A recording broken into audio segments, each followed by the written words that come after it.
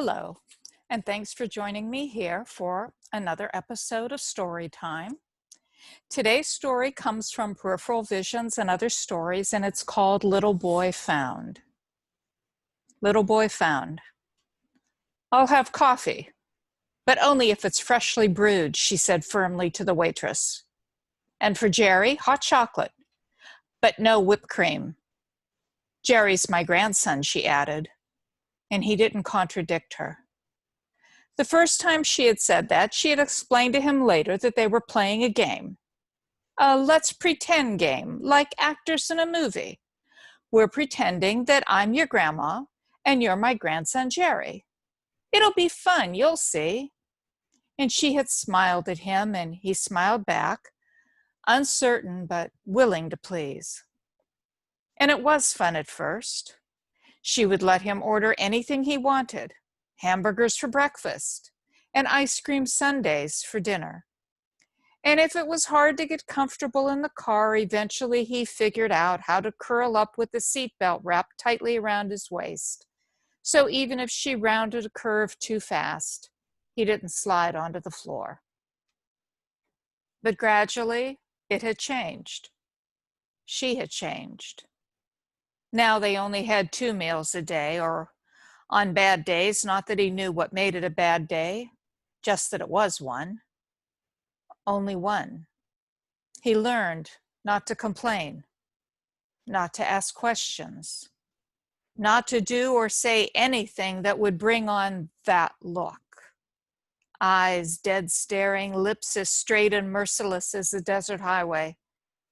The look that didn't go away until she released the fury building up inside her. The first time, just a few hours after it all started, he tugged at her arm. How big she had seemed to him then. He barely reached her waist and asked, "When am I going home? You said you were taking me there. I want to see my mommy." And he started to cry. He was scared, even more scared than when he looked around the crowded aisles and realized his mother was nowhere to be seen. So many people, but then it was December and everyone was doing their holiday shopping. But not for toys, his mother had said, smiling.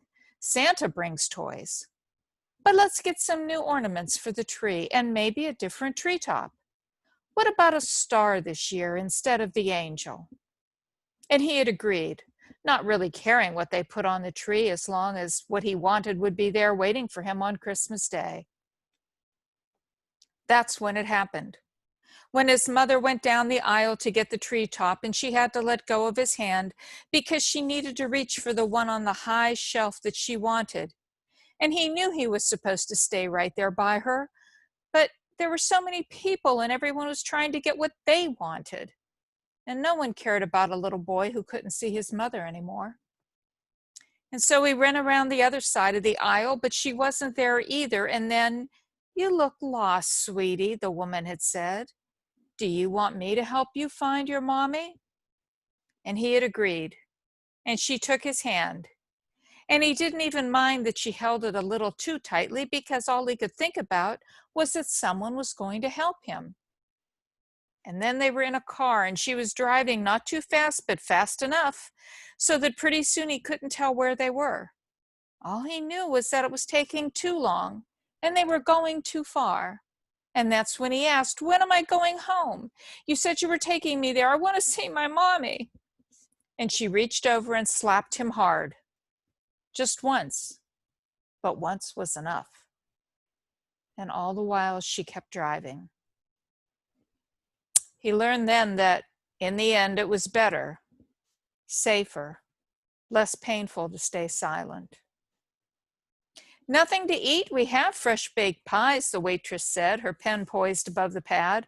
"Or maybe your grandson, Jerry, right, would like some chocolate chip cookies."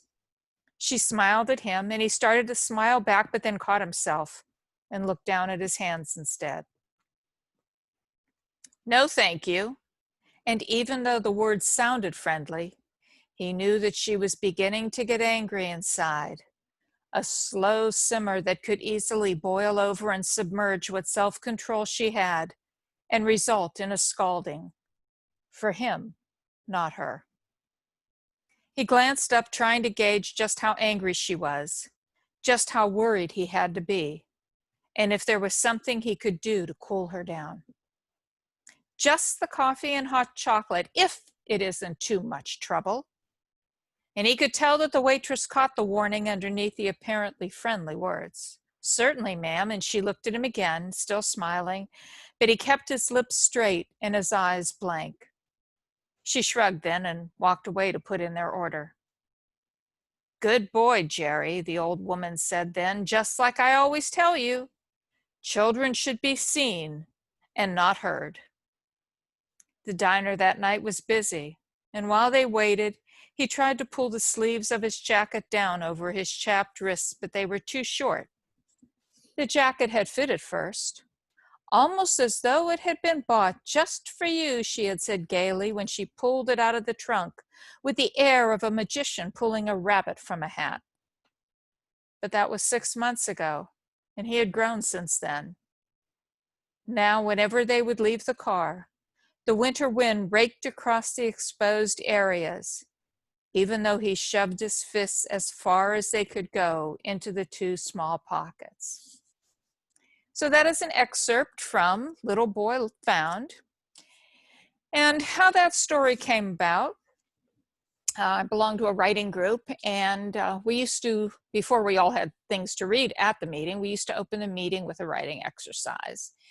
And for that particular, at that particular meeting, we were to look around the restaurant where we were meeting and find something, anything, that would trigger a story, a poem, an essay, didn't matter what. It was just the idea that you use whatever is right within your eyesight, something that you see right from where you are, and try to build it into a story. This is a good exercise for writers. We think we have to be in some special inspirational place, but actually story ideas can come from anywhere. Anything we see, anything we hear, that type of thing. So in this particular case, there weren't that many people in the restaurant, but I happened to see in a far corner at a little two-top table, there was an older woman, I don't know, in her 50s, and a kid that was probably in maybe third or fourth grade. I'm not sure. Can't remember back that far, but anyways, younger kid. And I mean, there was nothing wrong with their interaction. There was absolutely nothing that would lead you to think that they were responsible for the story that ended up. But something about it, you start playing what if.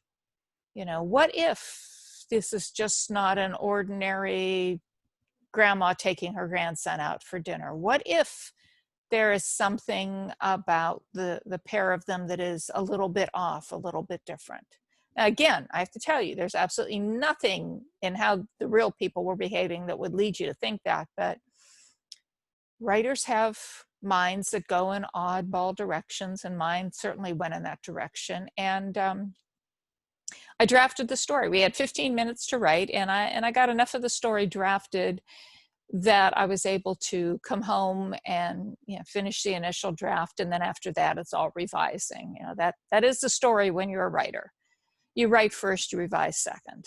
The first one is to get it down, get it clear so that you don't forget anything. And then the second one is you're polishing it, you're improving it, you're adding things, taking away things, always trying to get to the heart of the story.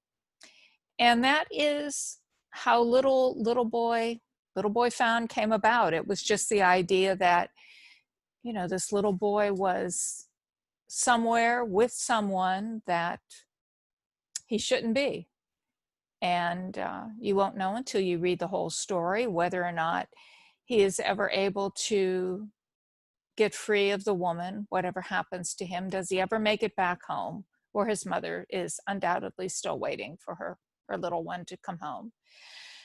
So that is today's excerpt. As I said, it is from Peripheral Visions and Other Stories. I hope that you found it touching. I hope you are intrigued enough by it that you want to know what happens, and in which case, all you have to do is get the book and read it. And it was so nice to be able to share that piece with you and how it came about. And I will see you again next week when we do another story time. Thank you so much. Bye-bye.